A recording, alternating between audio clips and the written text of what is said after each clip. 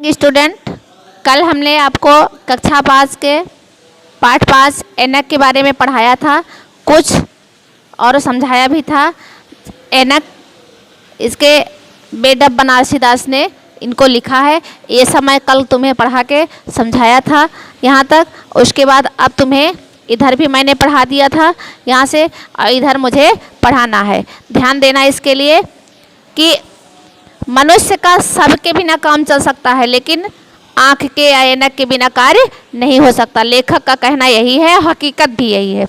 Motor बिना मनुष्य काम चला सकता है, कुछ ना हुआ तो पैदल चल सकता है, घड़ी ना हो तो धूप से समय की सूचना मिल सकती है। पहले के ज़माने में गाड़ियाँ मोटर नहीं थी, सब पैदल ही लंबा सफ़र करते थे। 1 दिन 2 दिन 3 दिन में रात में विश्राम करते थे, जहाँ थक जाते थे सत्तू लिए रहते थे, खाते थे किसी कुएं पे, और वहीं पानी लेकर के लोटा और डोरिया में बांध करके पानी निकालते थे, खाते थे, पीते थे, वहीं विश्राम करते थे। फिर नेक्स्ट डे वो लोग चलते थे। और गाड़ी नहीं थी, इसके लिए वो 2 दिन 3 दिन में सफ़र करते थे। और कह रहे हैं कि पहले घड़ी की जब खोज नहीं हुई थी तो गांधी बापू ने क्या किया था, वो एक रेत में एक डंडिया को, लकड़ियों को पतला सा गाड़ देते थे।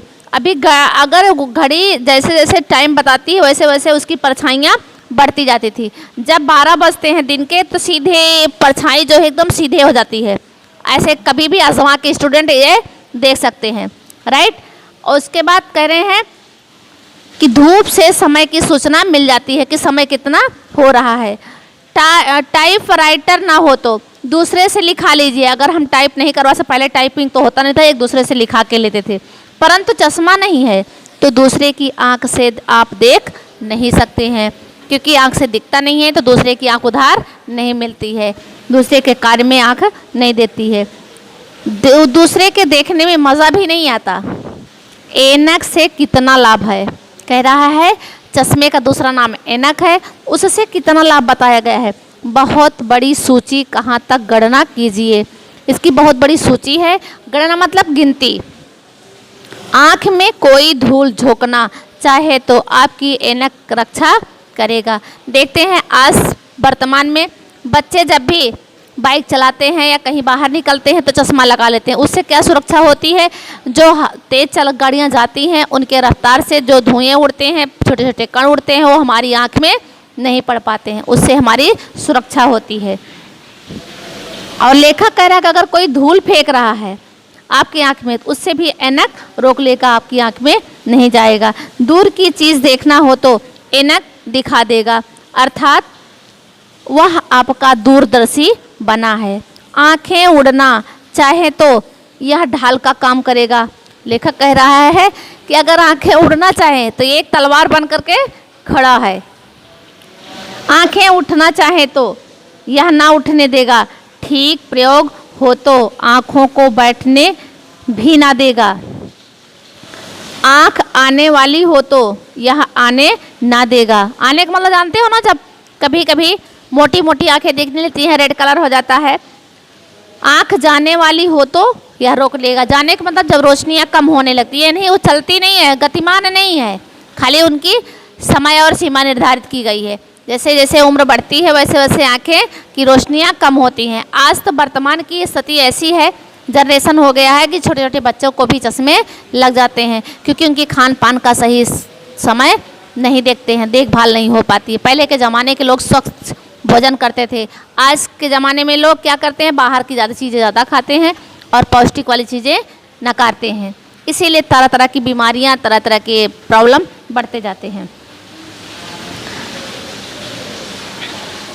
कह रहा है आने वाली हो तो ना आने देगा, यदि आंख जाने वाली हो तो यह रोक देगा।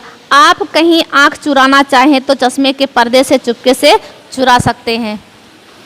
आंख बचाना चाहें तो कोई भाप ना सकेगा। सादे चश्मे में कभी कभी लोगों की कठिनाइयाँ पड़ती हैं। मानव समाज को ऐनक कितना प्रिय है। लेखक कह रहा है मनुष्य के समाज में चश्मा कितना प्रिय है। शायद इस विषय पर लोगों ने गौर नहीं किया। बोले उसे कभी भी किसी ने उस पर देखा ही नहीं, गौर किया ही नहीं, अनुभव ही नहीं किया। गौर का मतलब अनुभव। कुछ लोग ऐसे भी हैं ऐनक लगाने वालों का मजाक उड़ाते हैं। अभी छोटे बच्चा कोई यंग एज का लगा लेता है, उसके फ्रेंड ग्रुप में नहीं लगाए रहते, सब उसका मजाक उड़ाते हैं, चश्मा वाले नाम रख देते हैं। उसी तरह लेखक कह रहा है कि सब उसका मजाक उड़ाते हैं। आप अपनी नाक पर मक्खी भले ही ना बैठने दें, परंतु ऐनक किस शान से आपकी नाक पर जमकर बैठ जाती है। जैसे घोड़े पर सवार अथवा बैल के कंधे पर जुआ, जुआ समझते हो, जिसमें दो बैलों को जोड़ा जाता है, लकड़ियों का वो एक सांचा बनाया जाता है, उसमें दो बैलों को जोड़ा, उसी को बोलते हैं जुआ। लोग अपनी स्त्री छोड़ सकते हैं, आखिर संसार में तलाक होता है, पर अपना चश्मा किसी को छोड़ते नहीं सुना है। यदि उसकी आंख में लगा जीवन भर लगा, उठते बैठते लिखते पढ़ते सोते जागते, यह ऐनक चिरसंगनी बन जाती है। जो चिरसंगनी मतलब तुम्हारे हर सांस, हर समय, हर पल सुख दुख में शामिल रहना, बराबर, उसी को कहते हैं चिर संगनी। जैसे अर्धांगनी बोलते हैं अपनी औरत का। मैं ठीक नहीं कह सकता, परंतु मैंने सुना है कि जिन्हें चश्मा लगाने का अभ्यास पड़ गया है, वह जब बिना चश्मा के सो जाते हैं तो उन्हें सपने भी साफ नहीं दिखाई देते। आखिर कैसे दिखाई देंगे। लेखक देखो यहाँ पर उपहास किया है, कहता है कि जो चश्मे लगाने लगते हैं, अगर रात को सोते समय उतार देते हैं तो उनको सपने, जो रात में हमने सपना देखते हैं, वो भी साफ नहीं दिखते हैं, क्योंकि चश्मा तो है नहीं आँख पर। फिर कैसे साफ दिखाई देगा, क्योंकि दिन में हम बिना चश्मा का नहीं देख पाते हैं। कभी कभी ऐनक बड़ी सहायता दे जाता है। एक बार एक बाबू साहब थे, देखो एक कहानी इसमें प्रस्तुत की गई है। बड़े ठाट बाट से रहते थे, पर अंग्रेजी नहीं जानते थे। रेल से जा रहे थे, बगल में एक देहाती बैठा था, गांव वाला, कचहरी के काम में कहीं जा रहा था। उसने अपने बस्ते में एक कागज़ दो, जो किसी जज का फैसला था, ऐसे पढ़ा लिखा नहीं था, लेकिन किसी जज का फैसला था, जैसे बोलते नहीं, रसीद जिसे बोलते हैं, वो रखा था। निकाल कर बाबू साहब को दिया और कहा, इसमें क्या लिखा है, जरा पढ़ दीजिए। मैं देख रहा था कि बाबू साहब ने नीचे का भाग ऊपर करके उलट लिया। अब देख लो, अगर लेखक कह रहा है कि ये तुरंत ही, अगर पढ़े लिखे लोग होते हैं तो समझ जाते हैं कि अगला आदमी पढ़ा लिखा है कि नहीं, क्योंकि तरकीब से। अब दूसरे को जिसने वो कागज़ दिया वो भी नहीं पढ़ा लिखा था, क्योंकि उल्टा पेज पकड़ा था, उलट कर दिया और 1 मिनट के बाद जेब में हाथ डालकर कहने लगा, चश्मा घर भूल गया, पढ़ नहीं सकता। अब देखो उसने क्या बोला, वो भी पढ़ा लिखा नहीं था। उसने कहा, बाबू साहब देखो इसमें क्या लिखा है। तो ऊपर का भाग, उन्होंने नीचे का भाग उलट पुलट कर देखा और 1 मिनट बाद जेब में झूठे हाथ डालता है और कहता है, मैं चश्मा घर भूल आया और नहीं पढ़ सकता। मुझे हंसी आ गई। अगर चश्मा होती तो बाबू साहब की शान कैसी रह जाती। लेखक कह रहा है कि अगर चश्मा रहता तो उनकी आज शान कैसी रह जाती। उन्होंने डायरेक्ट एक बहाना ढूंढ लिया कि चश्मा नहीं है। अगर चश्मा होता तो पढ़े लिखे तो थे नहीं, फिर कैसे वो बता पाते। यदि आप अध्यापक हैं, पढ़ाते पढ़ाते कुछ भूल गए, तो किसी छात्र ने कुछ पूछ लिया तो आपको तुरंत नहीं आता, तो झट चश्मा उतार कर उसे पूछने लग गए। देखो लेखक बता रहा है, ये हकीकत है। अधिकतर देखो कंफ्यूज होते ही बच्चे अगर पूछ लेते हैं तो कुछ न कुछ बहाने शिक्षक ढूंढ लेते हैं। इसी बीच आप उत्तर सोच सकते हैं या कोई बहाना निकाल सकते हैं। आपकी कमजोरी कोई भाप नहीं सकता। व्याख्यानदाताओं के तो बड़े ही काम की चीज़ यह है कि कहाँ कुछ भूले, जरा चश्मा उतारो, जेब में से रुमाल निकाला, श्रोताओं की ओर मुंह निगाहें फेरी, चश्मा लगाया और फिर भाषण दिया। जो व्याख्यानदाताओं जानते हो, जो बड़े बड़े जगह पे करते हैं, जैसे सत्संग करते हैं, कुछ भी करते हैं, भाषण देते हैं, वैसी जगह पे कह रहा है लेखक कि वो अगर कहीं कुछ भूल जाते हैं बोलने में तो चश्मा उतारते हैं, जेब में से रुमाल निकाले और पोंछा, फिर श्रोताओं की तरफ मुख निगाहें एकदम सूने निगाहों से देखने लगते, फिर चश्मा लगाया और भाषण देने लगे। इतने में उनको आगे की लाइन याद आ जाती है। इस सब कारणों से आज या कल यह बहुत उपयोगी वस्तु हो गई है। आश्चर्य तो यह है कि अभी तक सारा भारत चश्मेबाज क्यों नहीं हो गया। ऐनक से एक और लाभ है, हमारे पास कोई ऐसा वस्त्र पहरावा नहीं है जो सारे राष्ट्र के लिए एक हो।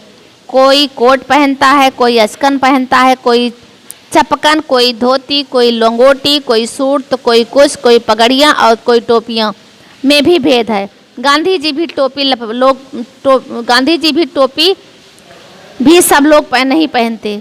कोई ऐसी वस्तु भी नहीं है जिसे सब लोग अपना लें। लेकिन ऐनक को लेखक कह रहा है चश्मा ही एक ऐसी चीज़ है जो प्रत्येक भारतवासी को प्रिय है और सब पहनावा नहीं प्रिय है।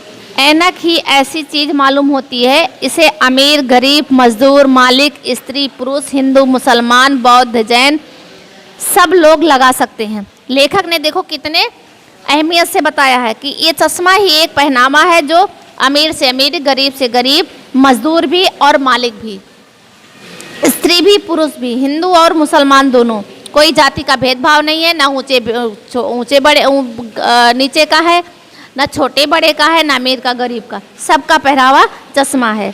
पुरुषों में बालक, युवा, वृद्ध, स्त्री शौक से लगा सकते हैं। स्त्रियों में मुग्धा, मध्या, प्रौढ़ा और सभी के मुख पर खिल सकता है। सिया, सुनी, बहामी बिना झगड़े के पहन सकते हैं। मंदिर और मस्जिद, गिरजा और आर्य समाज कहीं चश्मे का रोक नहीं है। कहीं भी जाओ तो काले कपड़े का रोक है, चप्पल पहन के जाओ तो उसे भी बाहर निकालना पड़ता है। लेकिन लेखक कह रहा चश्मे का कहीं रोक नहीं, चाहे मंदिर में जाओ, चाहे मस्जिद में जाओ, चाहे गिरजाघर में जाओ, चाहे गुरुद्वारा में जाओ, सब जगह चश्मा लगा के जा सकते हो। यही एक ऐसा वस्त्र है जिसे हम पहनकर कहीं भी किसी जगह, चाहे लाल हो या काला हो या पीला हो, सब पहन के जा सकते हैं। स्वराजी और लिबरल, सोशलिस्ट और कैपिटलिस्ट, ब्रजभाषा और खड़ी बोली वाले, छायावादी और जड़वादी, किसी की बर्बादी इसमें नहीं है। बोले चाहे ब्रजभाषी हो, चाहे स्वराजी हो, चाहे लिबरल हो, और चाहे कैपिटलिस्ट हो, चाहे ब्रजभाषा हो, चाहे खड़ी बोली हो, चाहे छायावादी का कभी क्यों ना हो, इसमें किसी की बर्बादी नहीं है। चश्मा लगाने से कोई बर्बाद नहीं हुआ। भगवान वह दिन शीघ्र दिखाएं जब सारा भारत चश्मामय हो जाए, तब देखिए कितनी जल्दी राष्ट्रीय एकता के भाव फैलते हैं जब एक दूसरे को शीशे की आंख से देखने लगेंगे।